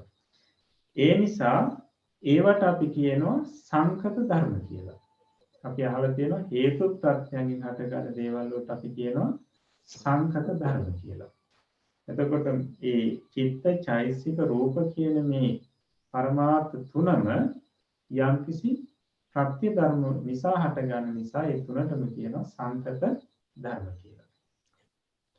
ඊළඟට මේ පැහැදිලි කරන්නේ මේ සංකත ධර්ම ඇති වුණාම මොහොතක්වත් පවතින්නේ නැතුව නිරුද්ධ වෙනවා. ඊටාම ශනිකව නිරුද්ධ වෙලා යනවා නැතිලා. සංකත ධර්ම. එතකොට ඒ නිසා මේ සංකත ධර්ම සියල්ලම අනිත්‍යයි. අනිත්‍ය ධර්ම. يعني ස්ථිරව පවතින්නේ නැහැ. නිර්වාණ ධාතුව යම්කිසි හේතුවකින් හටගැන්වීමක් නැතුවම ඇති ධර්මයකි. එබැවින් ඒ අසංකත ධාතුවයි කියනු ලැබේ. දැන් අහලා තියෙනවා ධර්ම දේශනාවලදී අසංකත ධාතු නිර්වාණය. අසංකත ධාතු සංඛ්‍යාත නිර්වාණය කියලා. අන්න එතනදී අසංකත ධාතු සංඛ්‍යාත නිර්වාණය කියලා කියන්නේ මේ නිවන කියන පරමාර්ථය යම්කිසි හේතු ප්‍රත්‍යයෙන් හටගත් දෙයක් නෙවෙයි. හේතු ප්‍රත්‍යයෙන් හටගත් දෙයක් නෙවෙයි. ඒ නිසා අනිත්‍යතාවය කියන එකට ගොදුරු වෙන්නේ නැහැ. හේතු ප්‍රත්‍යයෙන් හටගත් දේවල් ක්ෂණිකව නැති වෙනවා. ඒ නිසා ඒවට අපි කියව සංකතයි කියලා. නිවන අසංකතයි. කවදාවත් නැති නොවන සෑම කල්ලිම පවත්නා ධර්මයක්. ඒතකොට නිවන කියන්නේ සෑමදාම පවතින ධර්මයක් කියලා කියනවා. ඉතින් මේක ඉදිරි නිවන කියලා අපි වෙනම පාඩමක් තියෙන. එතනදී අපි මේක වඩා පැහැදිලි කරලා කියලා දෙනවා. එතකොට මේක බොහෝම ගැඹුරු ධර්මයක්. මහත් වූ වීර්යයෙන් ප්‍රත්‍යක්ෂ කරගත හැකි ධර්මයක්. ලෝකෝත්තර මාර්ගයේ වඩා මේක ප්‍රත්‍යක්ෂ කර ගැනීමෙන් තමයි ආර්යයන් සංසාර දුකින් නිදහස් වෙන්නේ. එතකොට බුද්ධ ධර්මයට අනුව පිළිවෙත් කිරීමේදී බලාපොරොත්තු වූ උසස්ම දෙයට කියනවා මේ නිර්වාණය කියලා. හොඳයි එතකොට අපි මේ පරමාර්ථ සතර ගැන පැහැදිලි කරනකොට සිත ඊළඟට චෛතසික කීයක් වෙනවද 52ක්. ඊට පස්සේ රූපය ගන්නකොට රූප 28යි. ඊළඟට නිර්වාණය. හොඳයි එතකොට දැන් මේ පරමාර්ථ ධර්ම ටික දැන් අපි මේ සම්බන්ධයෙන් රූප සටහනක් පිළිසෙට දකින්න සලස්වනවා.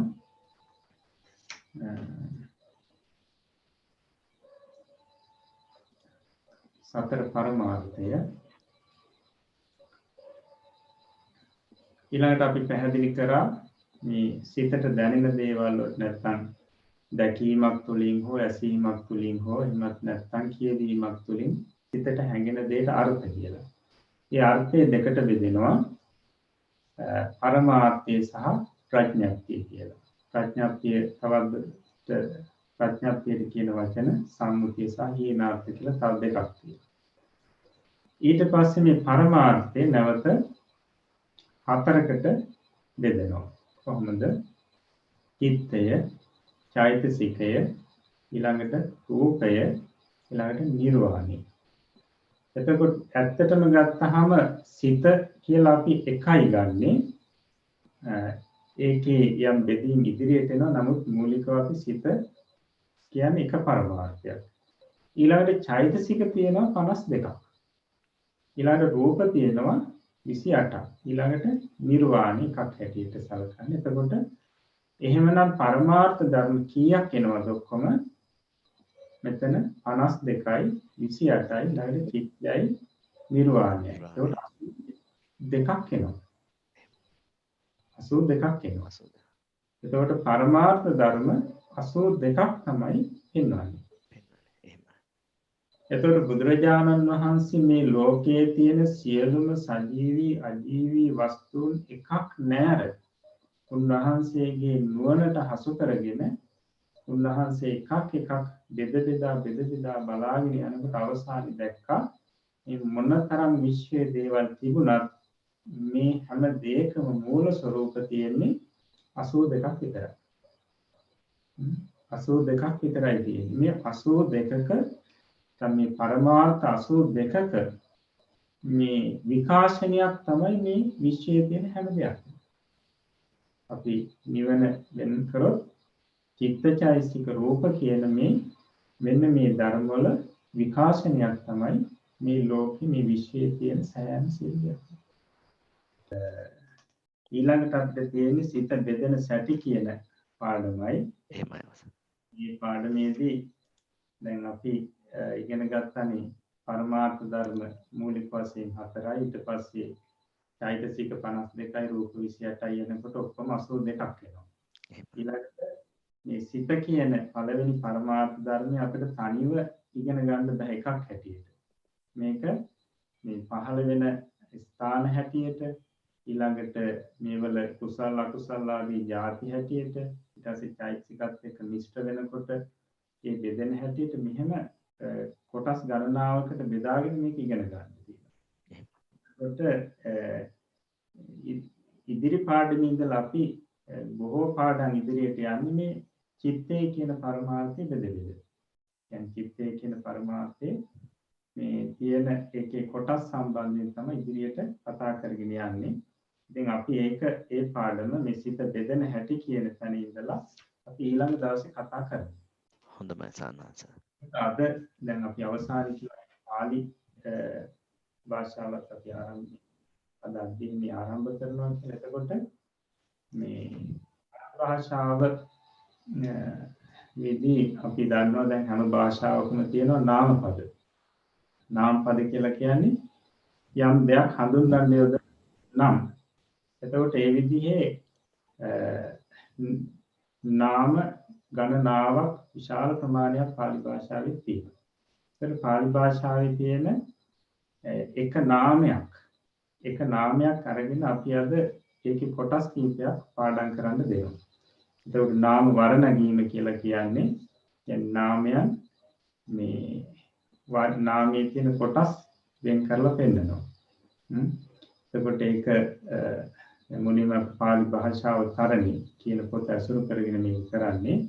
يعني පාලි භාෂාව තරණය කරනවා, ඉගෙන ගන්නවා. ඒ නාම වර්ණගීම කියන එකේ ඔය පුරිෂ කියලා තියෙනවා શબ્දයක්. පුරිෂ පාලියෙන් කියන්නේ පුරිෂ කියලා. එතකොට මේ පුරිෂ શબ્දය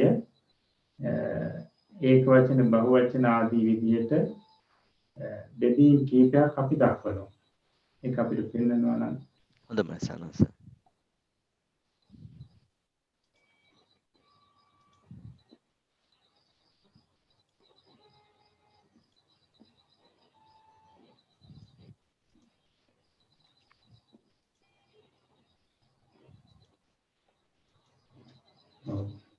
එතකොට පළවෙනි අංකයට තියෙන පුරිෂෝ කියලා.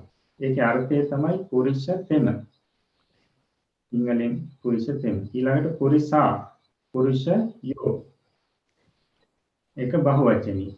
ඊළඟට දෙවෙනි අංකයට තියෙන පුරිසං පුරුෂයා. ඊළඟට තියෙනවා පුරිසේ පුරුෂයන්. ඊළඟට තුන්වෙනි අංකයට තියෙනවා පුරිසේන. ඊළඟට ඒක වචනයක පුරුෂයා විසින් ඊළඟට පුරුෂේහි පුරුෂේහි පුරුෂයන් විසින්. එතකොට මතක තියාගන්න ඕනේ මේ පුරිසෙන කියලා නෙවෙයි මේක උච්චාරණය කරන්නේ පුරිසේන තුන්වෙනි අංකයට තියෙන එක පුරිසේන. ඊළඟ එක පුරිසේහි පුරිසේහි පුරිසෙහි පුරිසෙහි පුරිසෙහි කියලා නෙවෙයි. ඔන්න ඔය ටික පාඩම් කරගන්න ඕනේ. 1 2 3 කියලා අංක 3ක් හැදෙලා තියෙනවා. පුරිසෝ පුරිසා පුරිෂතේම පුරුෂයෝ පුරිසං පුරිසේ පුරුෂයා පුරුෂයන් පුරිසේන පුරිසේහි පුරිසේහි පුරුෂයා විසින් පුරුෂයන් විසින් මේ ටික පාඩම් කරගන්න. එතකොට දැන් සමහර කෙනෙකුට හිතෙන්න පුළුවන් මේ ටිකයි දෙන්නේ මේක මොකක්ද මට මේ ටික පාඩම් කරගන්න එක මහා අමාරුවක් කියලා එහෙම හිතන්න එපා. මතක තියාගන්න මොකද නාමපද ගණනාවකගේ පදනම තමයි මේ මුලින් දෙන්නේ. මේකේ පිටාගෙන තමයි අනිත් ඒවත් හදන්න තියෙන්නේ අපිට. නිසා මේ ටික පාඩම් කරගන්න මතකේ තියාගන්න. එතකොට තව කොටසක් අපි ඊළඟ දවසේ දෙනවා. ඒ විදිහට කොටස් කීපයක් එකතු වුණාම තමයි මේ නාමපදයේ සියල්ලම සම්පූර්ණ වෙන්නේ.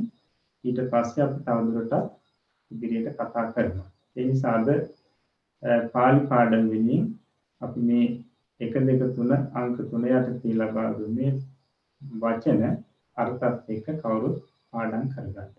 ඒකට අපි ඊළඟ දවසේ නැවත මේ පාලි පාඩමත් මීටම සම්බන්ධ කරගෙන අපි සාකච්ඡා කරනවා. හොඳයි. එහෙනම් අද අපේ මේ අභිධර්ම පාඩම සහ මේ පාලි පාඩම් සහිත මේ වැඩසටහන අදට අපි හමාර කරනවා. එතකොට අද දවසේදී අපි මේ ඉගෙන ගැනීම තුළින් නැත්නම් මේ පාලි අධ්‍යයනය තුළින් අභිධර්ම අධ්‍යයනය තුළින් අපි රැස් කරගන්න යෙදුණු සියලුම කුසල් සිතිවිලි වල ආනිසංස වශයෙන් හැම දිනාටම නිදුක් නිරෝගී දිගාසිරි සැලසේවා. තවත් මේ ධර්මයන් දැන කියා ගන්න අවබෝධ කරගන්න ශක්තිය ධෛර්යය වීර්යය සැලසේවා. විවේක පසුබිම විවේක පරිසර සැකසේවා. දිව්‍යතා මණ්ඩලයේ ධාර්මික දේව ආරක්ෂාව ලැබේවා. සත්පුරුෂ කල්යාණ මිත්‍රයන් ඇසුරු ලැබේවා. සෑම සියලු දිනාටම ප්‍රාර්ථනා පරිදතුම් බෝධි ඥානයකින් නිවනින් සැනසෙන්නට මේ උතුම් පුණ්‍ය ශක්තිය කාන්තෙන් හේතුපකාර වේවා කියලා අපි ආශිර්වාද කරනවා. මේ ධර්මයන් කියා දුන්නු අපේ ගුරුතුමන් වහන්සේලාටත් හදා වඩා පෝෂණය කරපු සෑම සියලු දෙනාටම මෞපිය දෙමව්පියන්ටත් ඒ වගේම ශාසනික මව්වරු පියවරු සහෝදර සහෝදරියන්ටත් ඒ වගේම සම්බුද්ධ ශාසනය වෙනුවෙන් කාලය ධනය ශ්‍රමය කැප කරලා මේ වෙනකොට ගිලන් භවයෙන් පසු වෙන හැම දෙනාටම මේ පින් ජීවිතයට ආශිර්වාදයක් වේවා. නිදුක් නිරෝගී දිගාසිරි සැලසේවා. තම තමන්ගේ සම්‍යක් ප්‍රාර්ථනා මුදුන්පත් වේවා. කෙලවර උතුම් නිවනින් සැනසෙන්නට ලැබේවා කියලා අපි ආශිර්වාද කරනවා. ඒ වගේම ශාසන ආරක්ෂක ලෝකපාලක ආත්මාරක්ෂක කල්පේශාක්‍ය මහේශාක්‍ය දිව්‍යතා මණ්ඩලයටත් මේ පරලෝකස පින් බලාපොරොත්තුෙන් පසුවන සැමටත් මේ පින් දැනේවා කෙනේවා පින් අනුමෝදන් වෙත්වා. සෑම සියලු දෙනාගේම සම්‍යක් ප්‍රාර්ථනා මුදුන්පත් වේවා. කෙලවර උතුම් නිවනින් සැනසෙත්වා කියලා පුණ්‍යානුමෝදනා කරනවා. ඒ වගේම මේ ධර්ම දානමය වැඩසටහන සංවිධානය කරන අපේ කරුණ මහත්මිය ප්‍රධාන සෑම සියලු දෙනාටම මේ උතුම් පුණ්‍ය ධර්මයන්ගේ බලයෙන් ශක්තිය නිදුක් නිරෝගී දිගාසිරි සැලසී තවත් මේ ධර්ම දානයන් හොඳින් පවත්වන්නට ලැබේවා. තමන්ටත් උතුම් ධර්ම අවබෝධ කරගන්න ලැබේවා. කෙලවර උතුම් නිවනින් සැනසෙන්න ලැබේවා කියලා අපි ආශිර්වාද කරනවා. ඉතින් මේ උතුම් පුණ්‍ය ශක්තිය අප හැම දිනාටම සතර මාර්ග සතර ඵල පිළිවෙලින් උතුම් නිවනින් සැනසෙන්නටම හේතුපකාර වේවා කියන අදහස ඇති කරගෙන මම කිව්වට පස්සේ මේ වාක්‍ය කියමින් කවුරුත් නිවන් සුව ප්‍රාර්ථනා කරමු. ඉදම්මේ පුඤ්ඤ කම්මං වක්ඛයා වහං හෝතු ආසවක්ඛයා වහං හෝතු සහ කමුංචතු සබ්බ දුක්ඛා පමුංචතු මේ පුණ්‍ය ධර්මය මාගේ මේ පුණ්‍ය ධර්මය ඵල නිවන් පිණිසම මාර්ගඵල නිවන් පිණිසම ඒවා හේතු වේවා දේවා වාසනාව වේවා සතු සතු සාදු සාදු සාදු හොඳයි ගෞරවනීය ස්වාමින් වහන්සේ විසින් අප සෑම සියලු දෙනා වෙත බොහෝමත්ම අනුකම්පාවෙන් උන්වහන්සේගේ තිබෙන බොහෝමත් රාජකාරී පසෙකලා අපේ ගෞරවනීය ආරාධනාව පිළි අරගෙන තුන්වන වැඩසටහන සඳහාත් බොහෝමත් වෙහෙස මහන්සියෙන්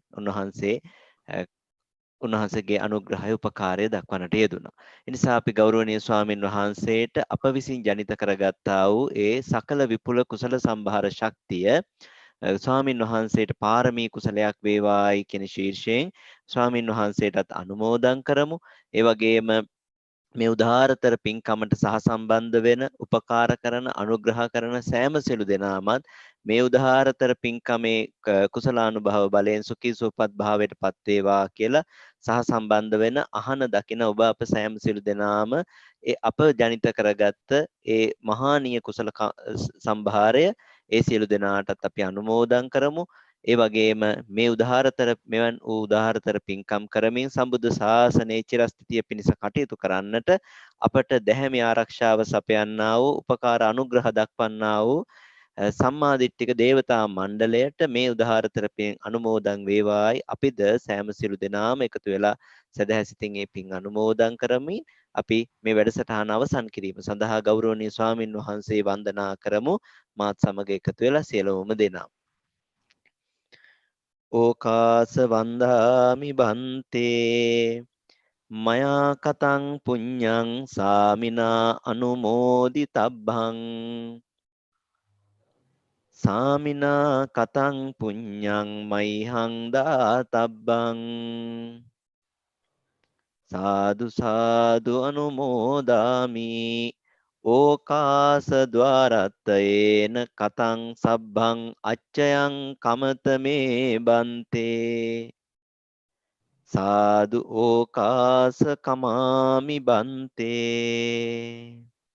සුඛී හෝතු නිබ්බාන පච්චේ හෝතු සීලවන්තං ගුණවන්තං පුඤ්ඤක්කෙත්තං අනුත්තරං දුල්ලබේන මයා ලද්ධං බුද්ධ පුත්තං නමාමහං සාදු සාදු ගෞරවනීය ස්වාමීන් වහන්සේට මේ උතුම් කුසලය උන්වහන්සේට පාරමී කුසලයක් බවට පත් වේවා ප්‍රාර්ථනීය බෝධියකින් අග්‍රාමෘත නිර්වාණ ධාතුව සාක්ෂාත් කර ගැනීම පිණිසම හේතු වාසනා වේවා. මේ සම්බුද්ධ ශාසනය চিරාත් කාලයක් පැවැත්වීම උදෙසා තව තවත් ඔබ වහන්සේගේ දැනුම ශක්තිය උපකාරය සිද්ධ කරන්න තුලින් උපකාර සිද්ධ කරන්නට හැකියාව ශක්තිය වාසනාව ලැබේවා. නිදුක් නිරෝගී තිර ජීවනයේ සැලසේවා කියලා සියලු දෙනාම සාදුකාරයක් දෙමින් මේ පින් අනුමෝදන් කරමින් ගෞරවනීය ස්වාමීන් වහන්සේට අපි පුණ්‍යානුමෝදනා කරමු. බොහෝමත්ම පින් අවසරයි සාන්නාස. හොඳයි.